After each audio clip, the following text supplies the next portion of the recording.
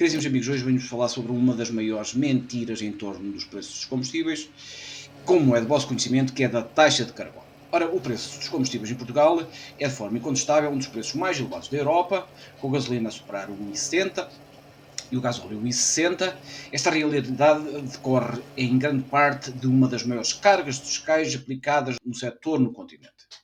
Com a polémica taxa de carbono a ocupar um lugar que é absolutamente central, embora o governo tenha tentado vender que esta taxa é uma medida para promover a sustentabilidade ambiental, a verdade é que se trata de um pretexto para aumentar e arrecadar sem que sejam vistos quaisquer efeitos que sejam claros na redução das emissões de carbono. Conclusão, é tudo treta, treta. O impacto desta política é especialmente duro para os portugueses.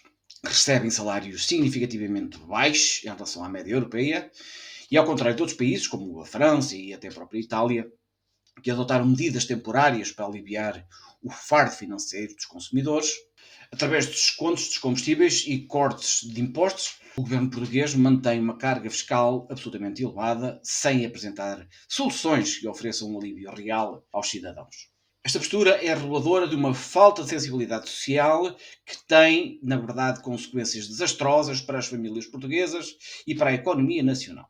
Um dos argumentos mais frequentemente usados para justificar esta tal taxa de carbono é a promoção de políticas ambientais. No entanto, esta narrativa desmorona quando se analisa a falta de investimento nos transportes públicos, que fossem eficientes, ou infraestruturas adequadas para veículos elétricos, que também vão ter o seu fim. Enfim, se o objetivo fosse verdadeiramente reduzir as emissões de carbono, o governo deveria de apostar em alternativas que fossem sustentáveis e não taxar de uma forma que é absolutamente agressiva os combustíveis fósseis sem oferecer alternativas viáveis.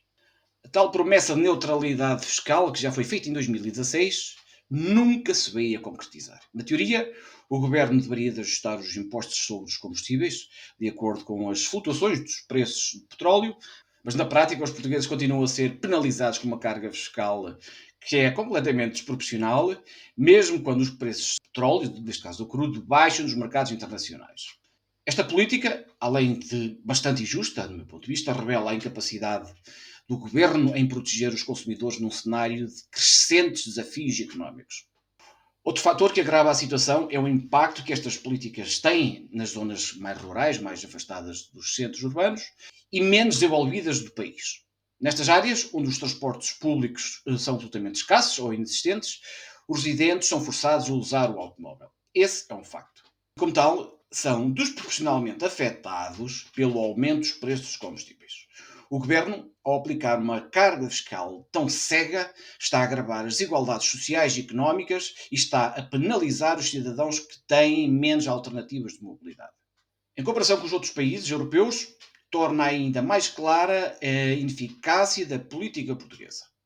Na Alemanha, por exemplo, o governo adotou subsídios temporários e a redução de impostos para amortecer o impacto dos combustíveis. Em Portugal, o governo opta por uma abordagem puramente arrecadatória, sem oferecer o mesmo tipo de apoio aos seus cidadãos. Para mim, a taxa de carbono, longe de ser uma medida ambiental séria, é um mero pretexto para aumentar a receita fiscal sem contrapartidas claras. Além disso, a infraestrutura para a adoção de veículos elétricos e outras soluções de mobilidade sustentável é absolutamente insuficiente, o que evidencia uma falta de plano coerente para a tal transição energética. Esta falta de visão coloca em risco não só o ambiente em si, mas também o futuro económico do país. Mas as consequências económicas destas políticas são vastas. O aumento dos preços dos combustíveis afetam diretamente o custo dos transportes, o que por sua vez se reflete no preço final dos bens e serviços, como é do vosso conhecimento. Isto torna a economia portuguesa menos competitiva e coloca um peso adicional sobre os consumidores e sobre as empresas, especialmente as pequenas e médias empresas que já operam com margens de lucro bastante estreitas. Mesmo com as cargas fiscais mais pesadas da Europa, o governo português não oferece soluções que compensem os elevados preços dos combustíveis.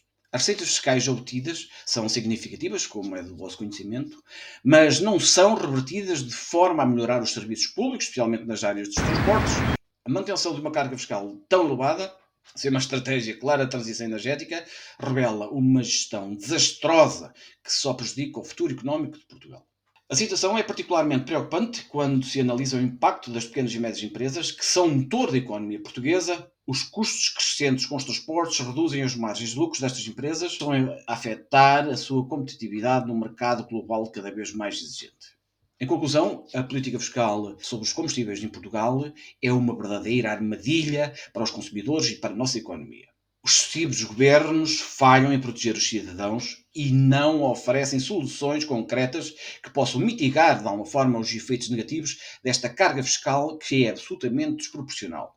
A continuação desta abordagem terá inevitavelmente um impacto devastador nas famílias, nas empresas e na confiança dos cidadãos nas suas instituições, nomeadamente no governo. Disse.